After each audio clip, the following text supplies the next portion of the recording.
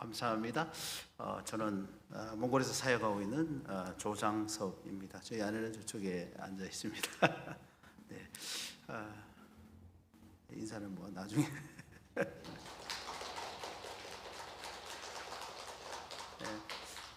영상을 잠깐 보셨는데 영상을 소개만 하고 지나갔더니만 자꾸 물어보시더라고. 무슨 내용인지. 잠깐 그냥 금방 지나가서 내용을 잘 이해 못하셨을 수도 있어서 저희들이 이제 그 몽골에 간 지는 한 25년이 되었습니다. 그리고 이제 몽골 사역한 지가 벌써 강산이 2번 하고도 반이 변했습니다. 이제 사역 소개를 쭉 하면서 늘 제가 하는 사역을 주로 소개하다 보니까 저의 아내의 사역을 늘 빼먹더라고요. 그래서 오늘은 저희 아내의 사역을 먼저 소개하고 제가 하는 사역을 소개하고자 합니다. 저희 아내는 이제 한국에서는 화학을 전공했는데 몽골에 가서는 몽골어를 전공했습니다. 그래서 몽골어 박사를 이제 따게 되어서 그 박사학위를 가지고 이제 몽골 국립대학에서 한국어를 가르치는 사역을 하고 있습니다. 몽골 국립대학이 또 궁금하잖아요. 그러면 이제 우리나라 서울대학과 같은 데다 이렇게 생각하시면 됩니다. 거기 중에서도 법대 학생들에게 한국어를 가르치고 있습니다. 그래서 그 법대 학생들을 가르치면서 그 중에 2-3명의 제자가 좀 생겼으면 좋겠다. 정말 하나님을 섬기는, 하나님을 예배하는 그런 사람이 생겼으면 좋겠다. 그런 마음을 가지고 기도하고 있고요. 그것뿐만 아니라 저희 주일에도 처음에는 한 교회에서 섬겼습니다. 처음에 나오는 바양어셔 평강교회라는 교회를 함께 개척해서 섬겨서 한 몇 년을 같이 섬겼습니다. 근데 이제 섬기다가 보니까 이제 울란바토르도 그렇고 이제 도시가 자꾸 커지잖아요. 그러다 보니까 시골에서 올라오는 사람이 많아지는 거예요.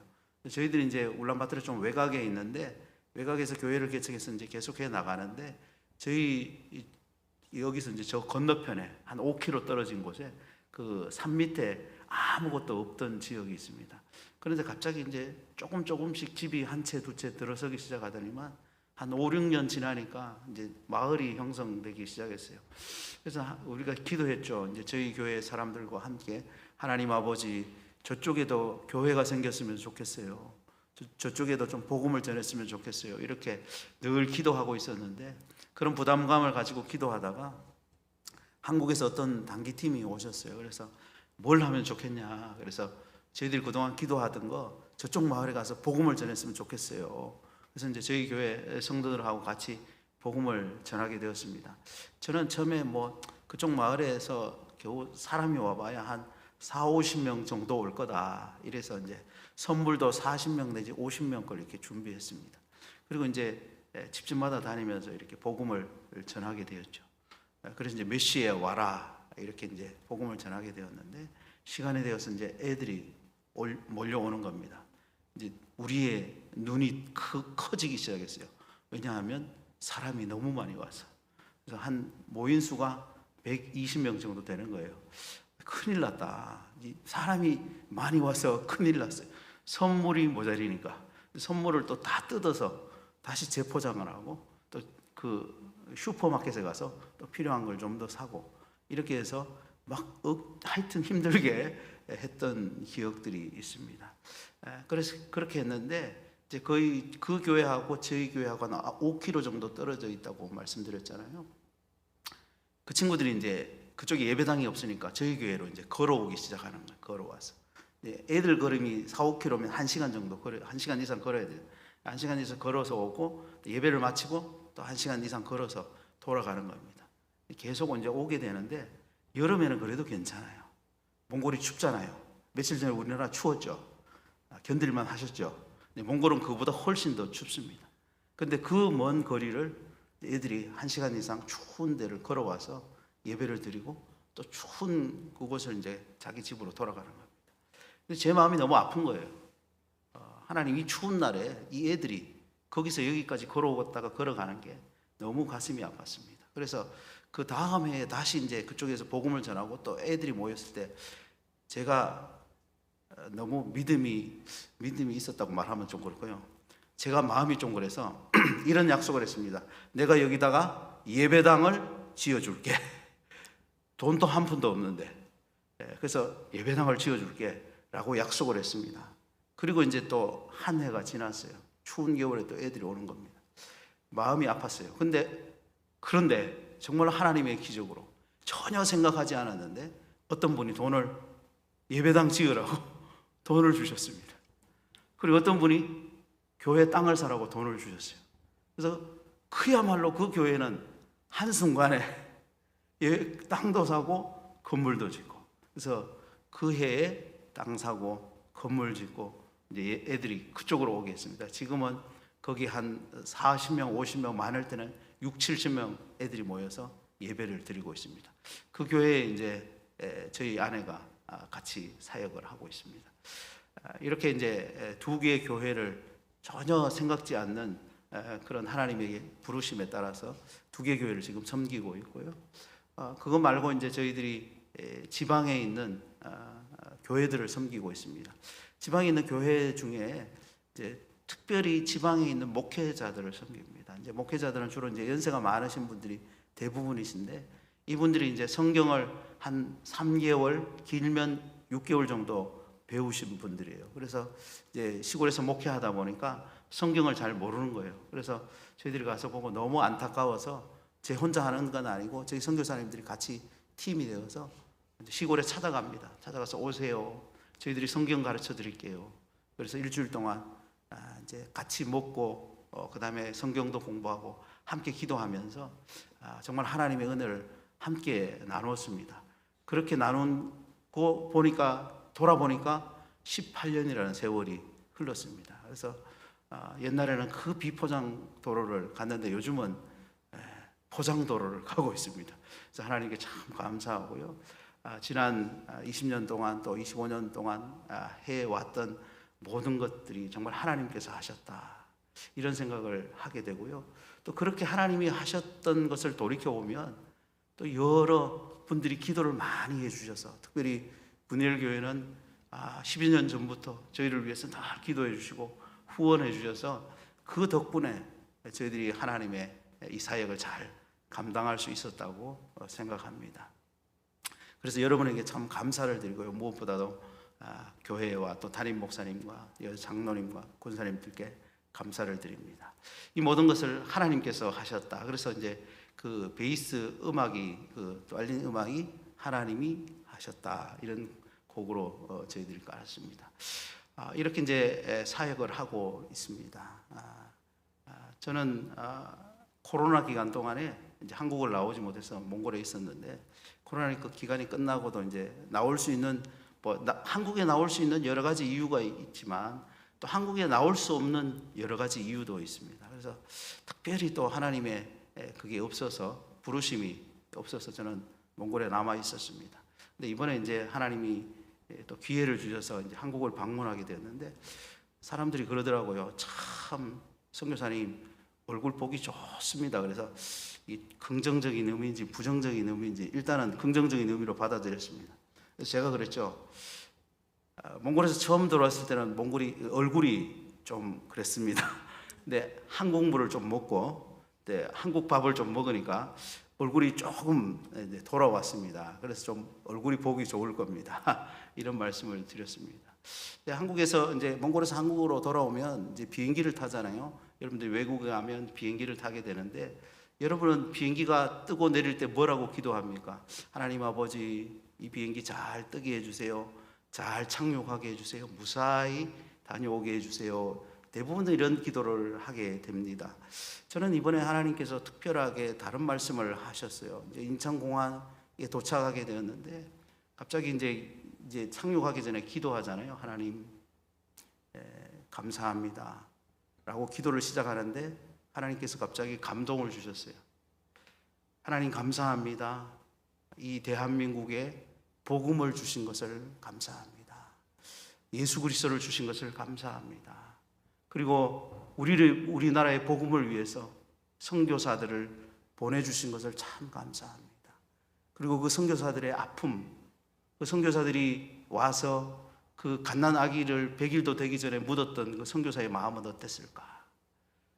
그 선교사 중에 부인을 잃은 그 선교사님의 마음은 어땠을까? 이런 마음이 드는데 너무 먹먹해 오는 거예요. 그래서 하나님 참 감사합니다. 그리고 또 한 가지 더 감사한 것은 저에게 이런 복음을, 예수 그리스도를 주신 것을 감사합니다. 그래서 그 예수님 때문에 내가 다른 나라에 가서 복음을 전할 수 있도록 해 주신 것을 감사합니다.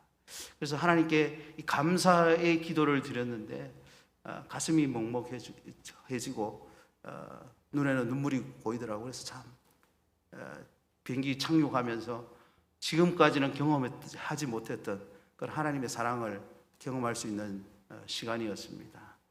그래서 제가 오기 전에 저희 교회에 있었던 일인데, 저희 교회 연세 많으신 할아버지 할머니들이 좀 계세요. 그래서 금년에 특별히 많이 이제 하나님의 부르심을 받았습니다. 제가 오기 전에 한 분이, 할머니가 이제 부르심을 받게 되었는데, 그분이 늘 교회에 오기를 사모했어요.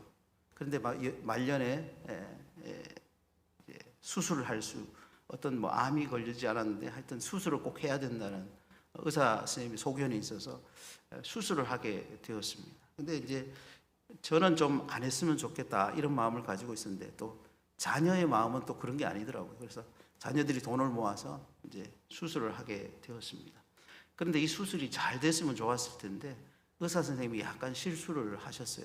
그래가지고 재수술을 하게 되고, 또 재수술을 하는 가운데 또 암이 발견돼서 또 암 수술을 하게 되고, 이러다 보니까 수술만 서너 차례 하시게 된 거예요. 그런데 처음에 중환자실에 갔을 때는 기도할 때 하나님 꼭 고쳐주세요, 꼭 나아야 돼요, 이렇게 기도했는데, 그분이 이제 그 중환자실에 누워 있으면서 저를 맞이하면서 얼굴을 너무 밝게 웃으시면서 저를 맞이하는 거예요. 그래서 저도 너무 감사했고, 그 할머니도 너무 또 감사한 마음으로 저를 함께 기도해주고 나왔습니다. 근데 이제 3차 수술, 4차 수술을 하고 나니까 기력이 쇠해지셔서 병원에서도 더 이상 어떻게 치료 방법이 없습니다. 집에 모시고 갔으면 좋겠습니다, 이런 얘기를 듣고 연락이 왔더라고요. 집에 모셨습니다. 이제 집에 모셨으니까 그러면서 이제 의사 선생님이 더 이상 치료할 방법이 없다고 말합니다. 그러면서 저희들 그렇게 말씀하셨어요. 그래서 저희들이 가서 이제 함께 예배를 드렸습니다. 그러면서 예수 사랑하심은 거룩하신 말일세, 예수님 사랑의 찬양을 같이 부르면서 하나님께 하나님의 사랑을 다시 한번 기도한 적이 있습니다. 그래서 그분이 이제 나았으면 좋을 텐데 그분이 결국은 며칠 후에 돌아가셨습니다. 돌아가셨는데 또 그 자녀들이 묻더라고요. 장례식을 어떻게 하면 좋겠어요. 그래서 장례식은 형제들이 다 모인 다음에 결정하면 좋겠습니다. 꼭 기독교식으로 안 해도 좋습니다. 그 할머니가 돌아가시기 전에 이런 유언을 하셨어요. 나를 장례할 때는 꼭 기독교식으로 해달라, 이렇게 부탁을 하셨는데, 보통 돌아가신 분은 말씀을 안 하시잖아요. 근데 이제 살아계신 형제들이 와서 불교식으로 하겠다 그래서 불교식으로 하는 걸 어떻게 했냐 저희한테 물어서, 뭐 꼭 불교 기독교식을 고집 안 해도 됩니다. 구원은 어떤 장례를 치러서 구원받는 게 아니라 예수 믿음으로 구원받습니다. 그러니까 가족이 평안한 가운데 불교식으로 해도 됩니다. 그렇게 이제 불교식으로 하게 되었습니다. 그래서 이제 그 성도님을 위해서 제가 장지에 따라갔죠. 장지에 따라갔는데 이제 장지에 뭐 조금 이제 추워질 무렵이었는데 따라갔는데, 몽골은 무덤이 서열이 없습니다. 온 순서대로 이렇게 묻습니다. 공동묘지에 온 순서대로 묻는데, 이제 장지에 가면 좀 준비해야 되는 게 있잖아요. 그래서 준비하는데 묘비가 많이 있더라고요. 그래서 묘비를 둘러보게 되었습니다. 근데 묘비에 보통 이제 태어난 연도와 죽은 연도를 기록하잖아요. 어떤 묘비에 이렇게 적혀 있었습니다. 2021년.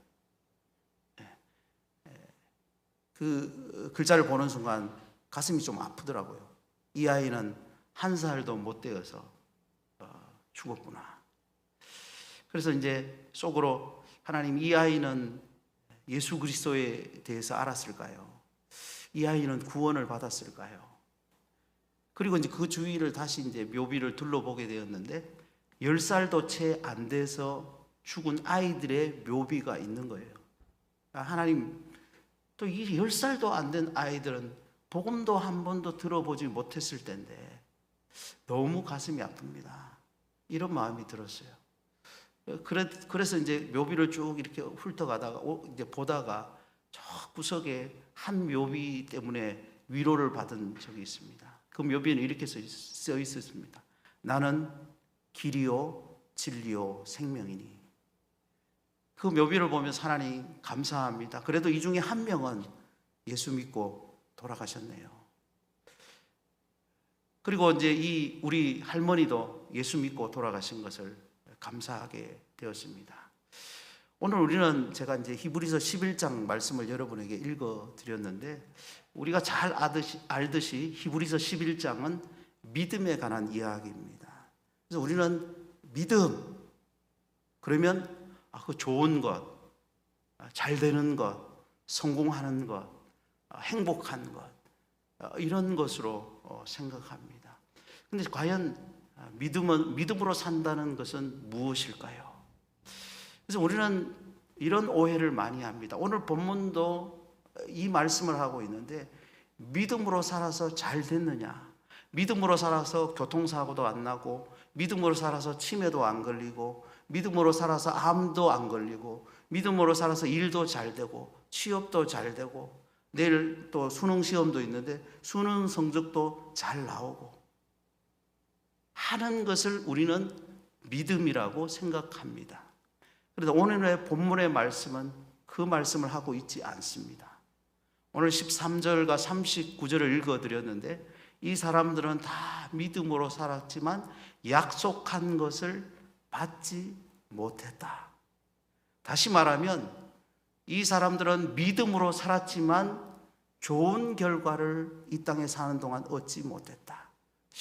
더 쉽게 말하면 믿음으로 살았지만 교통사고도 났고, 암도 걸렸고, 치매도 걸렸고, 수능 성적도 잘 안 나오고, 실패도 하고, 이혼도 하고, 이런 일들이 있다는 겁니다. 믿음으로 살았지만. 그래서 오늘 히브리서 11장에서 말씀은 로마에 있는 사람들에게, 환난과 시험 중에 있는 사람들에게, 오늘 히브리서 11장에 16명의 믿음의 사람들에 대해서 언급하면서 이 사람들이 다 믿음으로 살았다. 그런데 이 땅에 사는 동안에는 약속한 것을 받지 못했다.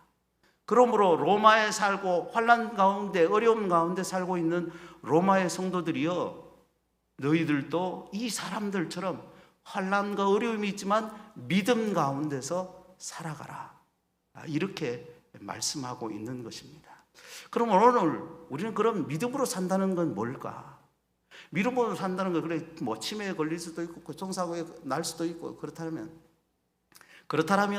우리의 믿음은 무엇인가 하는 거죠. 우리의 믿음은 무엇일까요? 그냥 뭐 기도해서 하나님께 받는 거요? 그게 아니고 우리가 믿는 것은 예수 그리스도입니다. 우리가 믿는 것은 예수 그리스도. 이것을 다른 말로는 복음이라고 말합니다.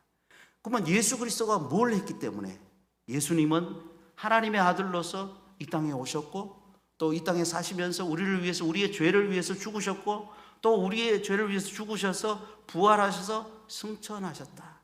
그래서 거기서 끝나는 것이 아니라, 그래서 예수님을 믿는 사람들에게 영생을 주시는 그것이 믿음입니다. 그래서 우리의 약속한 것을 받지 못했지만 우리가 바라봐야 될 것은 하나님께서 우리에게 주신 영원한 생명, 결국은 우리가 하나님의 부르심을 받을 때 하나님 나라에 간다는 사실입니다.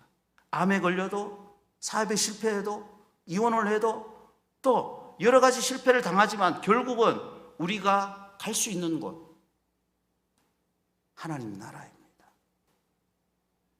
그것을 믿는 것이 믿음인 것입니다. 그래서 찬송가 96장이 있습니다. 찬송가 96장. 예수님은 누구신가? 우는 자의 위로요.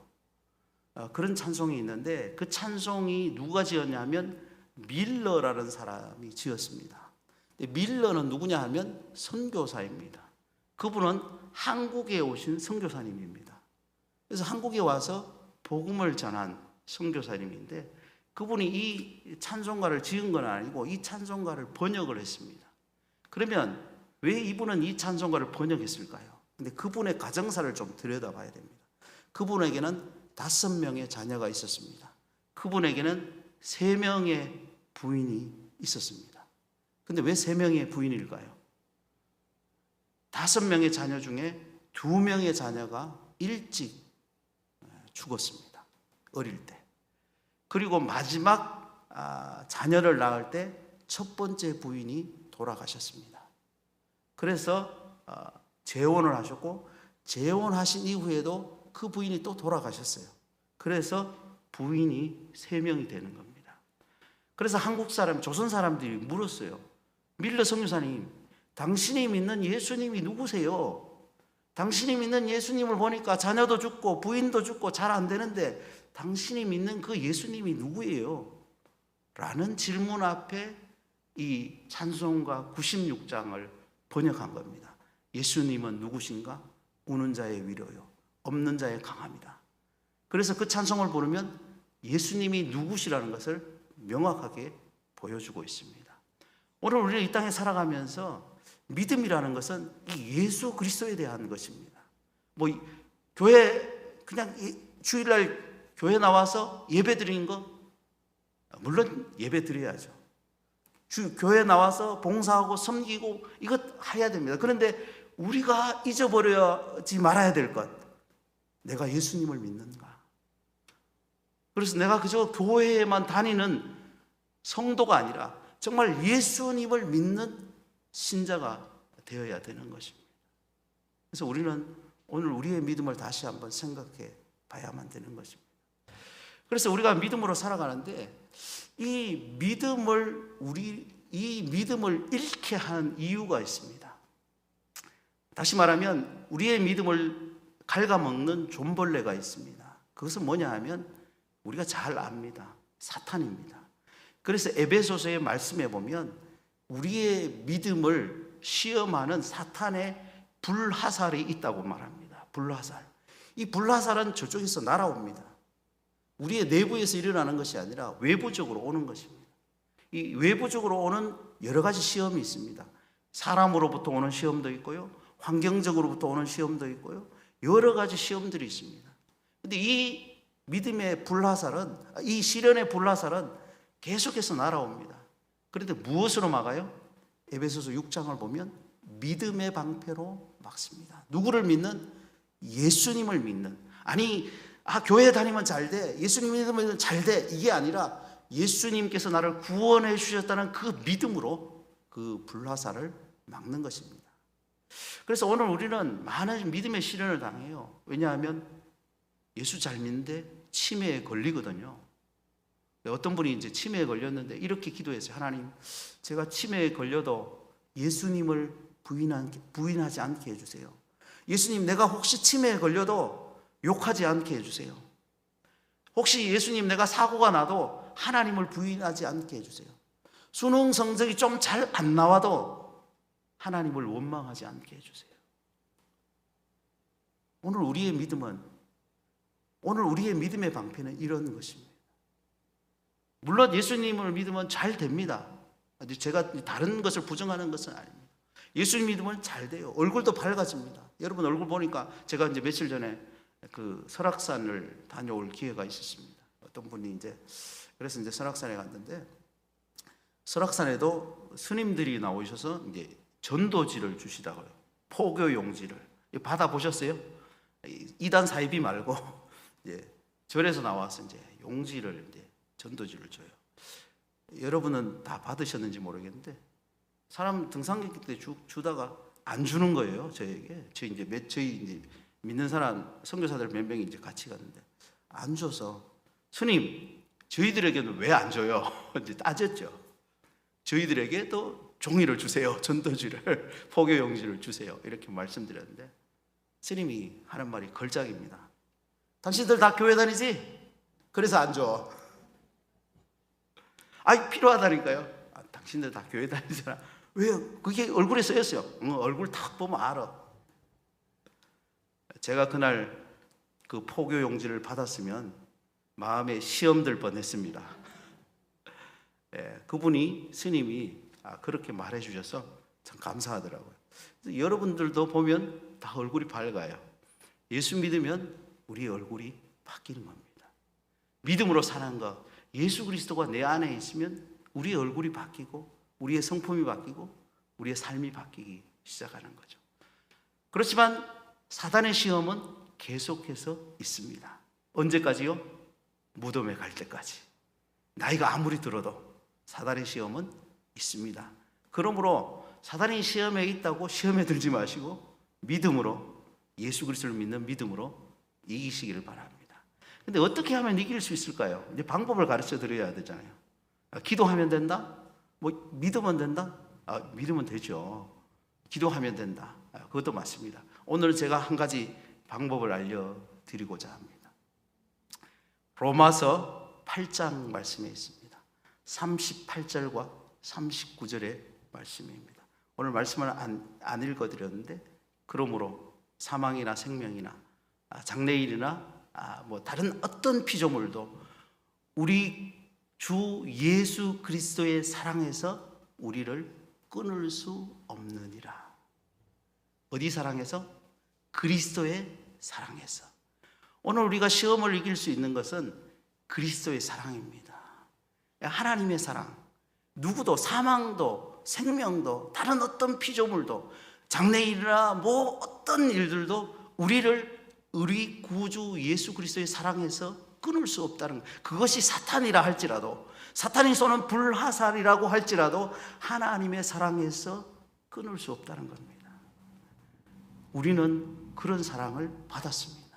저도 그렇습니다. 여러분도 그렇습니다. 확신이 안 되십니까? 하나님의 말씀입니다. 그 사랑을 암이 걸려도 하나님의 사랑에서 끊을 수 없습니다. 교통사고가 나도 하나님의 사랑에서 끊을 수 없습니다. 사업이 실패해도 하나님의 사랑에서 끊을 수 없습니다. 아니, 수능 성적이 좀 잘 안 나와도 하나님의 사랑에서 끊을 수 없습니다. 그런데 사람들은 착각합니다. 수능 성적이 안 나와서 하나님이 나를 싫어하는 것 같다. 암이 걸려서 하나님이 나를 싫어하는 것 같다. 치매가 걸려서 하나님이 나를 안 좋아하는 것 같다. 이런 생각을 하죠. 그렇지 않습니다. 오늘 하나님은 장래일이나 기쁨이나 높음이나 어떤 피조물도 하나님의 사랑에서 끊을 수 없다라고 말씀하고 있습니다. 그래서 믿음으로 삶에 있어서 가장 필요한 것, 하나님의 사랑입니다. 하나님의 사랑이 다가오십니까? 젊은 청년들이 있는데, 젊은 청년들이 연애할 때, 사랑할 때 이 커피를 한 두세 시간씩 같이 마십니다. 그러면서 막 얘기를 하죠. 집에 가서 카톡으로, 전화로 한 두세 시간 얘기합니다. 그리고 전화 끊을 때 내일 만나서 다시 얘기하자 그럽니다. 한 달이고 두 달이고 매일 만나서 무슨 할 얘기가 많은지. 왜 그럴까요? 사랑하기 때문에. 오늘 우리는 하나님을 사랑하기 때문에 주일 예배에 오는 겁니다. 하나님을 사랑하기 때문에 교회에서 섬기는 겁니다. 하나님을 사랑하기 때문에 수요 예배도 오신 겁니다. 하나님을 사랑하기 때문에 저는 선교지로 갔습니다. 하나님을 사랑하기 때문에 우리는 찬양대로 섬기고, 하나님을 사랑하기 때문에 기도도 하고, 하나님을 사랑하기 때문에 현진을 위로도 하고 격려도 하는 것입니다. 하나님을 사랑하기 때문에 성경도 읽고, 하나님을 사랑하기 때문에 기도하고. 하나님의 사랑이 여러분과 저 가운데 충만해지기를 원합니다. 어제의 사랑보다 오늘 하나님을 더 사랑하고, 오늘보다 내일 하나님을 더 사랑하시고, 내일보다 모레 하나님을 더 사랑하시고, 이게 날이 더 할수록, 날이 하루가 지나고 이틀이 지나고 1년이 지나고 2년이 지날수록 하나님의 사랑이 더 가득해지면, 하나님의 사랑이 더 풍성해지면 외적으로 당하는 여러 시험들, 사단이 쏘는 불화살, 아니 교회 안에서 당할 수 있는 여러 어려움들, 가정에서 당할 수 있는 어려움, 직장에서 당할 수 있는 이 어려움을 무엇으로 이길 수 있다고요? 하나님의 사랑으로. 여러분 모두가 이 하나님의 사랑, 저 가운데 있는 이 하나님의 사랑, 여러분 가운데도 있다고 확신합니다. 이 로마서 8장의 말씀처럼 누구도 그 어떤 피조물도 하나님의 사랑에서 끊을 수 없다. 이 말씀을 굳건히 믿으시고 더 깊은 사랑으로, 더 넓은 사랑으로, 여러분이 연세가 더 높아갈수록 더 깊고 더 넓은 하나님의 사랑으로 자라서 하나님을 찬양하고 하나님을 높이는 그런 믿음의 성도들이 다 되기를 소망합니다.